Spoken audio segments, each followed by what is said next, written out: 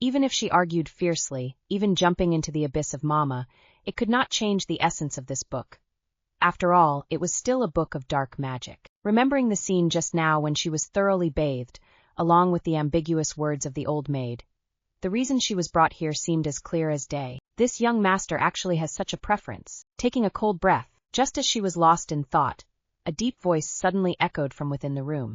Whether it was a figment of her imagination or not, the moment that voice spoke, the already tense atmosphere grew even darker. The imposing old maid from earlier suddenly trembled, then immediately knelt down at the door, bowing her head respectfully and saying, "Young master, I have brought her here. Young master, I have brought her here." In her heart, she thought, "Your voice is so soft that I can hardly hear it from over a meter away.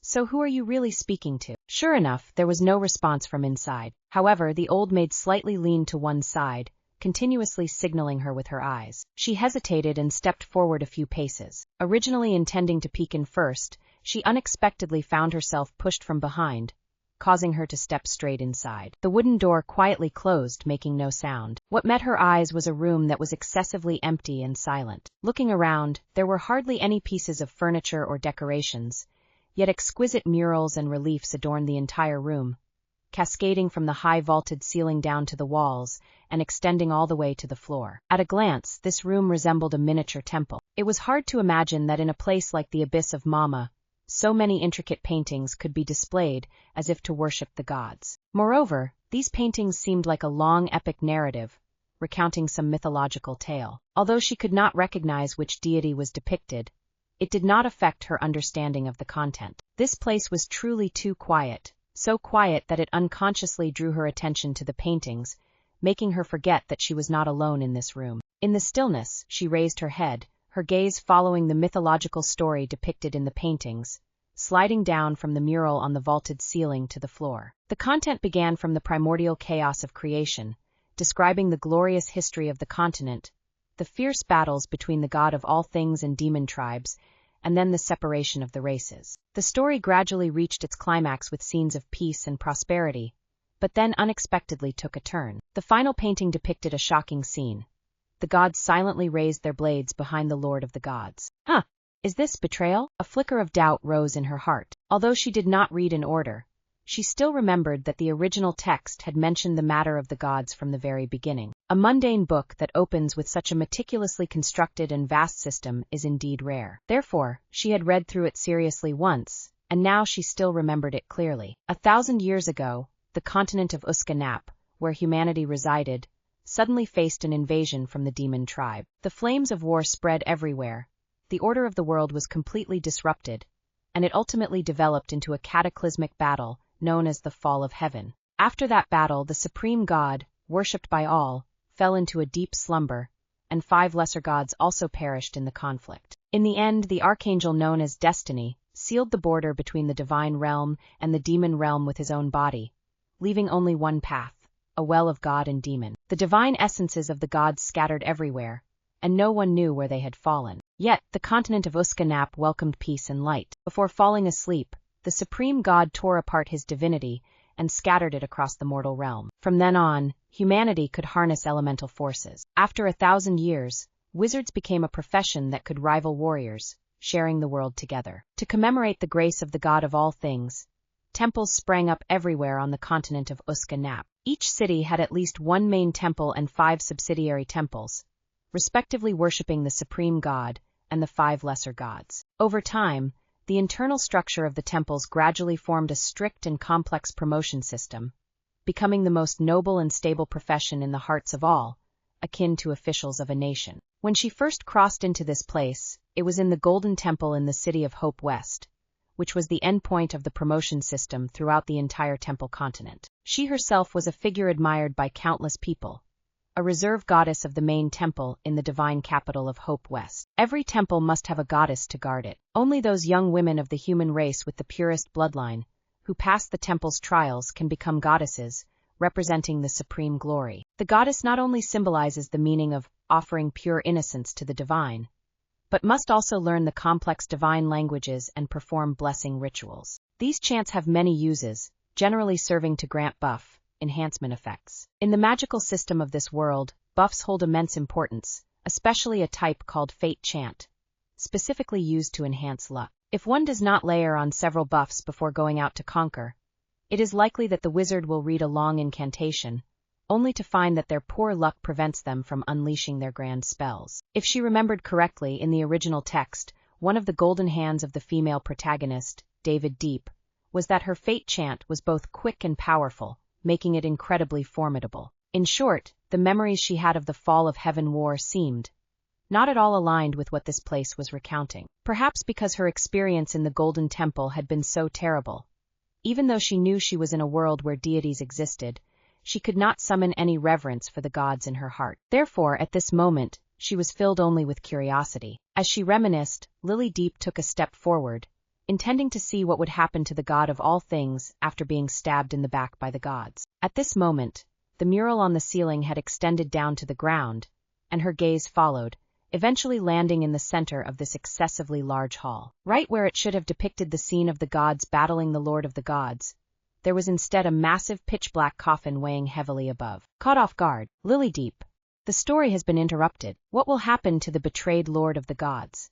Will the next development reverse the situation, or will he be struck down? Oh dear, the feeling of being cut off at the climax is truly unpleasant. Logically, the sudden appearance of a gigantic pure black coffin in the magnificent hall was extremely bizarre, but compared to the frustration of the story being interrupted, this surprise was somewhat diminished. She even unconsciously wanted to push the coffin lid open. After estimating the size of the coffin, Lily Deep silently gave up on the idea. Every inch of this gigantic coffin was covered with intricate and luxurious carvings. The coffin had no lid, but due to the base being over a meter high, she could not see inside clearly. Lily Deep carefully observed the patterns and suddenly realized they looked very familiar.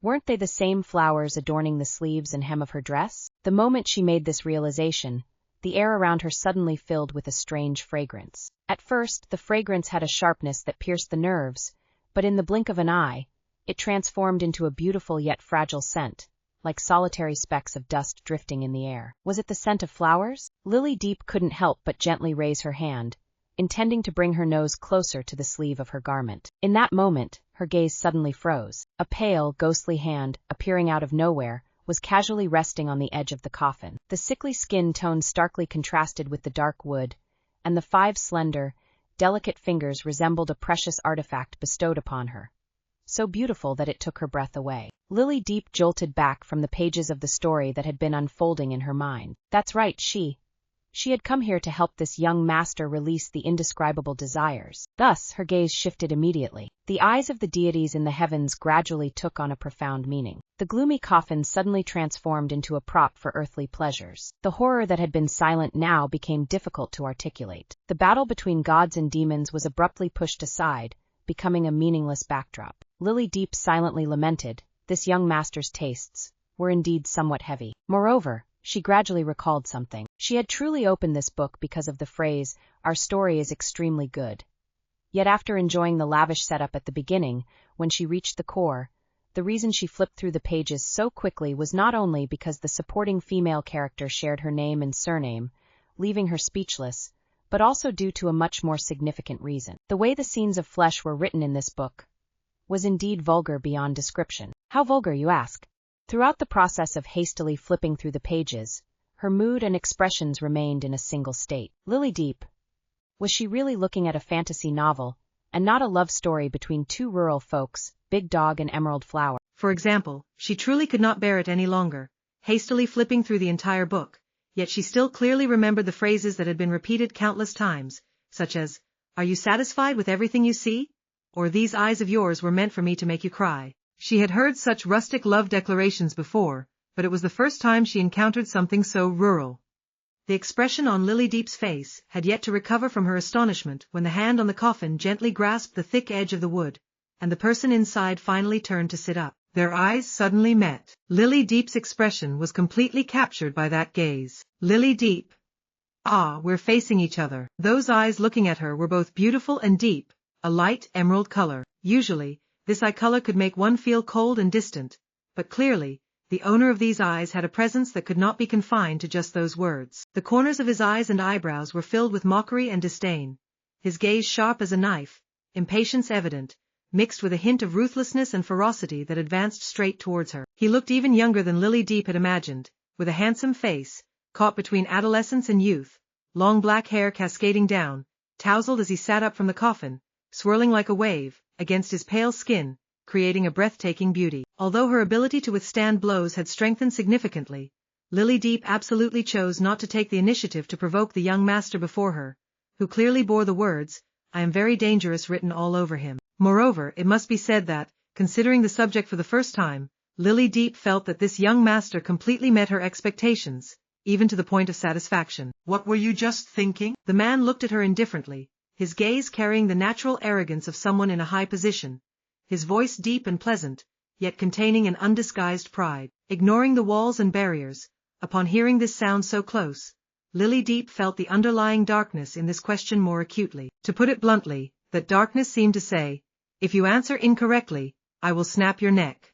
What was she just thinking? Of course, she was thinking that she was about to be grilled by him, but anyway, looking at him wasn't too bad, perhaps not resisting would be fine. Furthermore, before crossing over, she had already passed the age of 18, so this was also legal.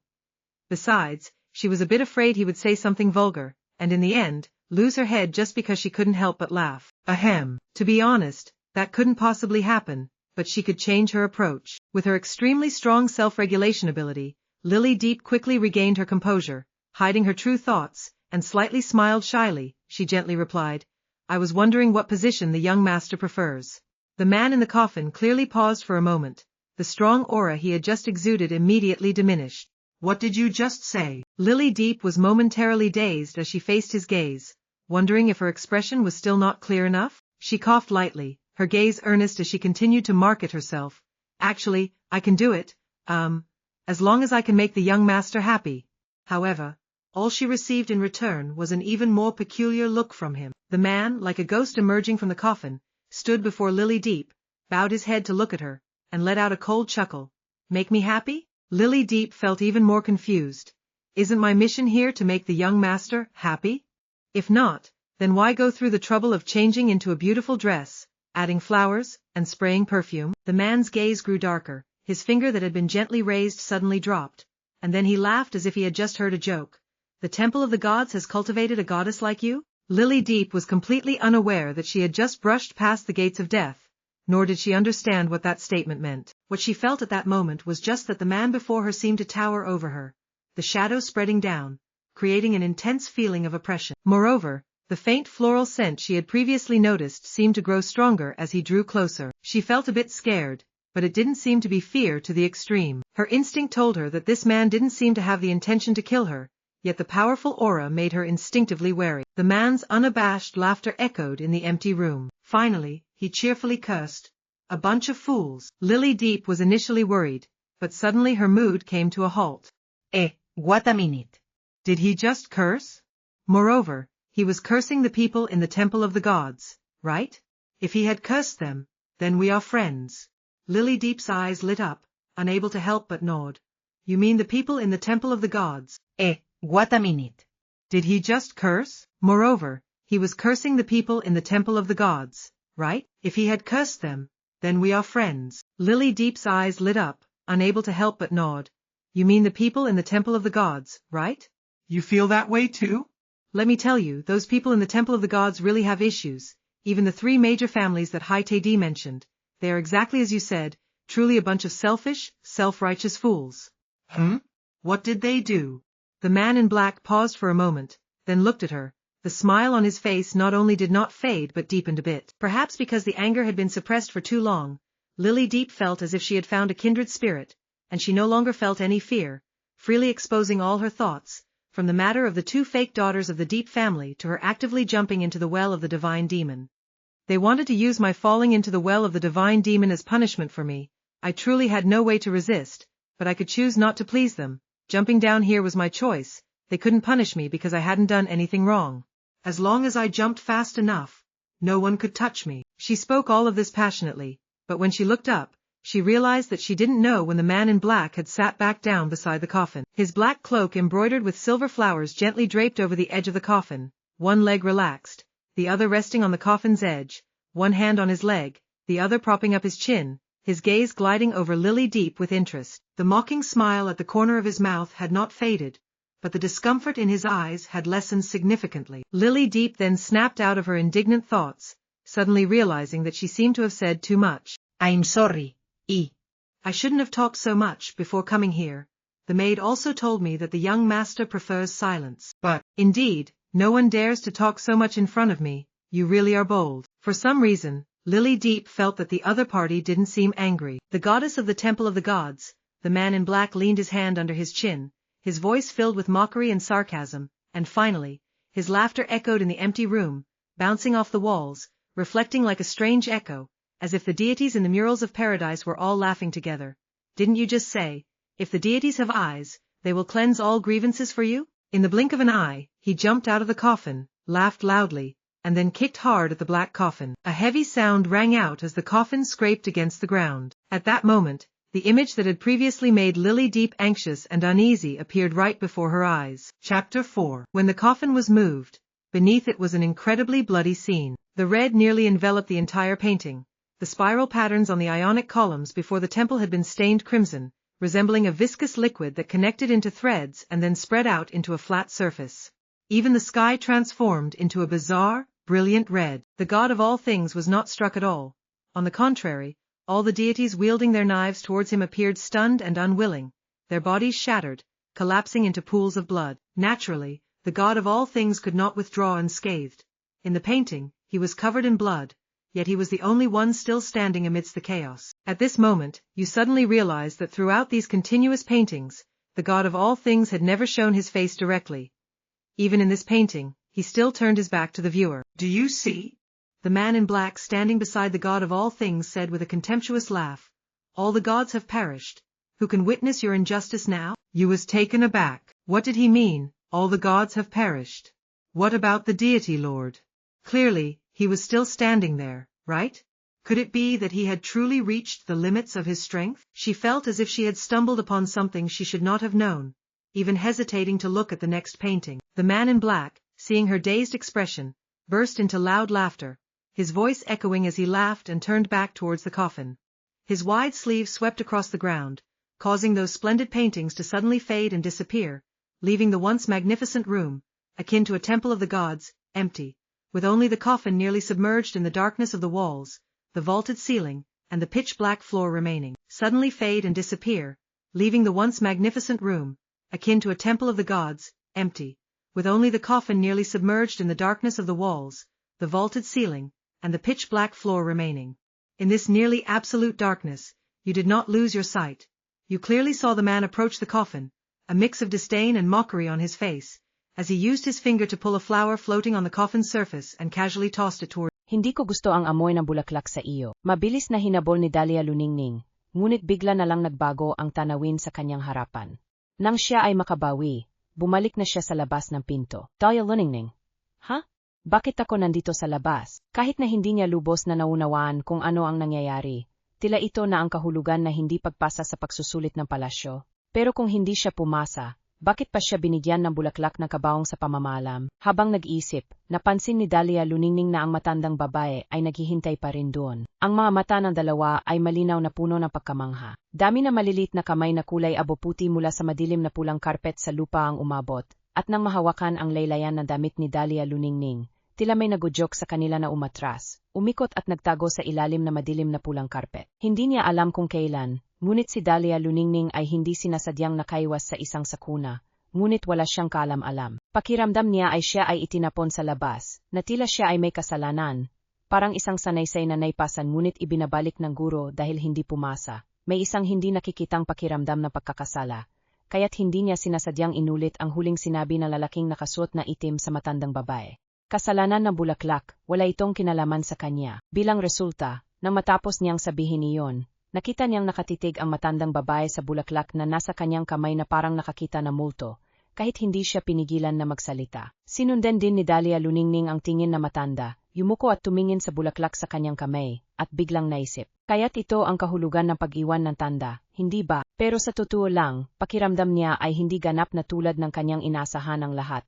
Kahit na mula sa batang Panginoon na iyon, wala siyang naramdaman na kahit kaunting pagnanasa sa kanya. Nagsasalita siya na maraming pasakit, ngunit hindi siya pinutol. Kung tutuusin, para na rin siyang pinapakita na isang comics, maliban sa medyo mahirap hulaan, medyo may pagkasiroulo. Ang hilig na matulog sa kabaong ay talagang nakakatakot, bukod dito, wala nang ibang nakakatakot. Kung hindi pa niya nakita ang nakakalungkot na tanawin ng dalagang iyon, talagang akala ni Dahlia Luningning na siya ay isang mabuting tao. Baka dahil ang kwentong may laman ay hindi lalabas kapag wala ang pangunahing tauhan, si Dahlia Dakila, o lahat ng tao ay dapat magkaroon ng mga di may paliwanag na pag-isip tungkol kay Dahlia Dakila, at saka lang ito lumipat sa kanya. Habang siya ay nalulumbay sa kanyang mga pag-isip tungkol sa kwento, ang matandang babae ay tahimik na nagdala sa kanya palayo sa inukit na pintuan. Hindi sila bumalik sa dati nilang daan, kundi bumaba sa spiral na hagdang bato, palabas na mansyon. Inay ay ganap na nadiba sa inasahan ni Dahlia Luningning. Sa labas na mansyon ay isang asul na kalangitan. Walang ulap, ang nakakapaso na liwanag ay sumisikat sa magandang hardin sa bakuran, kung saan may mga asul-lilang bulaklak na naglalabas ng banayad na amoy sa hangin. Ngunit hindi ito katulad ng amoy na namoy niya mula sa Batang Panginoon. Ang buong mundo ay tila naliliwanagan ng larangan ng mga bulaklak na ito, puno ng buhay. Napansin na matandang babae ang kanyang mga mata na nagmamasid, bahagyang ipinaliwanag na may pagmamalaki. Iyan ang longhu na bulaklak na Mawen. Sa buong Mawen, tanging ang pamilya ng Dukeng Datulabanan lamang ang may ganitong malaking hardin ng bulaklak. Sa isip ni Dahlia Luningning, biglang umingay ang sinabi ng lalaking nakasuot na itim. Hindi ko gusto ang amoy na bulaklak sa iyo. Nag-atubiling tanong siya, pero sabi ng Batang Panginoon ay hindi niya gusto. Ang mga mata na matandang babae ay tila kidlat na tumama sa kanya, pinigilan ang natitirang bahagi ng kanyang sinasabi. Hindi iyon bagay na dapat mong alalahanin. Ang boses niya ay mahigpit, ngunit sa wakas ay wala na ang dati niyang pagdududa, kahit na makikita mong siya ay humihinga na maluwag. Buhay ka pa, talagang masuwerte ka. Sabihin mo sa akin kung ano ang nangyari sa loob. Si Dahlia Luningning ay hindi talaga isang tao na may magandang alaala. Ang huli niyang naalala ang nilalaman ng libro ay dahil sa kanyang pagsisikap. Noong nasa paaralan, ang kailangan na kabisaduhin ang aralin ay palaging nagdudulot sa kanya na sakit ng ulo. Ngunit, ang mga tanawin na nangyari kamakailan ay talagang napakalakas. Nang gayon ay kaya niyang ikuwento ang bawat salita ng dalawa ng walang kulang. Ngunit sa hindi sinasadyang paraan, naramdaman niyang may ilang bagay na hindi niya may pahayag. Halimbawa ang tungkol sa pagbabsak ng mga Diyos na narinig niya kanina. Bago siya makapagsalita tungkol dito, ang ekspresyon ng matandang babae ay naging kakaiba, lalo na nang banggitin na matanda ang pagpasaya sa Batang Panginoon. Sa wakas ay hindi na nakatiis ang matanda, pinutol ang kanyang sinasabi. Talaga bang wala kang alam? Si Dahlia Luningning ay may malaking tanong sa kanyang isipan. Ha? Ano iyo? Ano bang dapat kang malaman? Ipinakita na matanda ang isang ekspresyon na mahirap ipaliwanag. Hindi mo pa kailanman nakita ang ibang tao mula sa hukay ng mga demonyo. Nang kayo ay nakulong ng magkasama, may sinabi ba ang iba sa iyo? Sino ang nagsabi sa iyo na dinala ka rito para pasayahin ang Batang Panginoon? Ang huling mga salita, sinabi na matanda na napakahirap. Si Dahlia Luningning ay nagsisip. Nang siya ay magisingay nandito na siya. Hindi ba't hindi niya may paliwanag sa matanda na siya ay naglimagine lamang, kaya't siya ay gumitinege walang kasalanan. Ang pag-uusap ay tila huminto dito. Pareho silang tahimik. Wala sa mood ang matanda na makipag-usap kay Dahlia Luningning habang pinagmamasdan ang tanawin. Nais niyang magsalita na iba. Ngunit ang kanyang mga mata ay nanatili sa bulaklak sa kamay ni Dahlia Luningning, kahit na ang kanyang mukha ay medyo matigas. Ngunit ang tono ay naging mas magaan. May sinabi ba ang Batang Panginoon kung paano kanya ayusin? Sa isip ni Dahlia Luningning, ang Batang Panginoon ninyo ay hindi lang hindi gusto ang bulaklak, kundi ang buong pagkatao niya ay puno ng misteryo. Ngunit ang tanong na ito ay tila mahalaga, maaring may kinalaman sa buhay at kamatayan, kaya't siya ay sumagot na hindi tiyak. Sa totoo lang, wala namang sinabi, pero siguro maari akong sumunod sa mga ginawa dati. Miranda, matanda, walang sinuman ang nakaligtas dati. Sigurado ka bang gusto mong maging katulad nila? Si Dahlia Luningning ay napawide ang mga mata. Hindi, wala bang nakaligtas? Sa kanyang isipan, ang impresyon tungkol sa Batang Panginoon ay agad na naibalik at inayos muli. Ngunit kahit anong isipin niya, hindi siya makabuo na malinaw na larawan tungkol sa kanya. Kaya paano siya nakaligtas? Baka dahil sa pagkukuwento.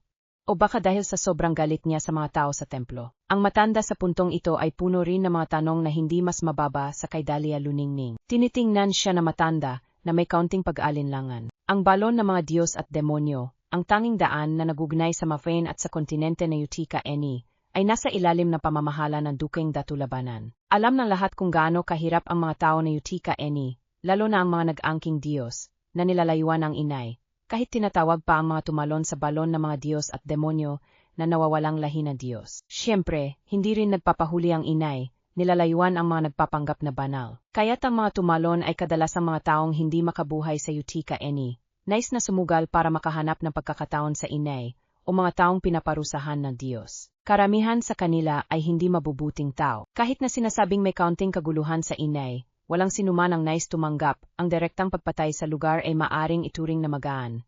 Kaya't mula noon, ang parusa ay itinapon sa mahamog na lugar na puno na tinik, kung saan kahit ang mga tao na inay ay natatakot. Ngunit mula nang lumaki ang batang Panginoon na Dukeng Datulabanan, ang mga taong hindi alam kung saan pupunta ay napilitang pumunta rito.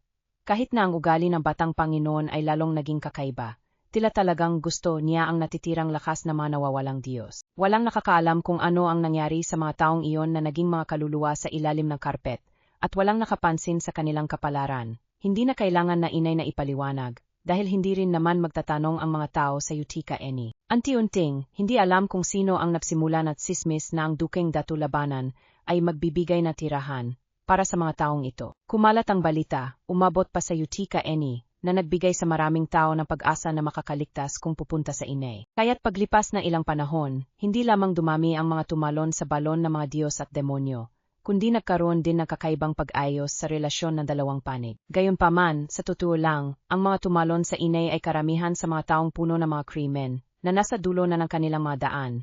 Sa Utica Eni sila ay itinuturing na mga taong kinamumuhian ng mga Diyos. Ang kanilang kapangyarihang banal ay mahina. Kahit na pagsamahin ang 50 tao, ay hindi kayang tumbasan si Dahlia Luningning, isang lehitimong diyosa na nagmula sa templo. Naalala ni inay ng kaunti, mula nang siya ay tumanggap ng trabaho na may kaugnayan sa balon ng mga Diyos at demonyo. Ito ang unang pagkakataon na nakatagpo siya ng isang lehitimong diyosa. Sa kabila ng lahat, kahit ang isang tao mula sa inay tulad niya ay alam kung gaano kahalaga ang mga diyosa sa kontinente na Utica Eni, upang mapangalagaan ang isang diyosa ay nangangailangan na napakaraming yaman at materyal. At mas nakakatakot pa lalo na, ang diyosa sa kanyang harapan ay may aplidong Dip. Isa sa 3 pangunahing angkan ng diyosang lungsod, ang angkan ng Dip. Wala siyang balak na alamin kung bakit si Dahlia Luningning ay narito sa inay, ang tanging nararamdaman niya ay kakaiba na, isang diyosa na dayti ay puno ng banal na kapangyarihan. Paano siya nakatakas mula sa kamay ng batang Panginoon, ang nag-alala sa kanya ay, si Dahlia Luningning ang kauna-unahang nakaligtas sa loob na maraming taon matapos harapin ang batang Panginoon. Dapat sana ay nilamon na siya ng mga demonyong espiritu sa ilalim ng karpet. Kung hindi man ay dapat siyang napatay kaagad o itinapon sa makakating ulap, ngunit sa kasalukuyan hawak pa niya ang simbolo ng batang Panginoon. Kaya ano ang dapat gawin dito? Matapos ang ilang sandaling pagtitig kay Dahlia Luningning, inabot ni inay ang kanyang kamay upang pisilin ang kanyang no. Ang kanyang mga mata ay muling dumaan sa bulaklak sa kabaong, sa kanyang puso ay may desisyon na, hindi nag-alaga ng mga walang silbi ang Dukeng Datulabanan. Kung ikaw ay pinahalagahan ng batang Panginoon, dapat kang maghatid ng pagkain sa kanya. Pagkatapos sabihin ito, tila naramdaman niyang si Dahlia Luningning ay talagang walang kaalaman, muli niyang binigyang diin. Ang maging katulong na Dukeng Datulabanan ay isang karangalan para sa iyo. Wala akong pakialam kung gaano kataas ang iyong katayuan sa kontinente na Utica Eni. Pagdating dito, kailangan mong sumunod sa aming mga patakaran. Pinatawad ka ng batang Panginoon sa pagkakataong ito, ngunit hindi ito nangangahulugan na palagi kang magiging masuwerte, kaya kailangan mong gawin ng maayos ang iyong trabaho. Nagintindihan mo ba?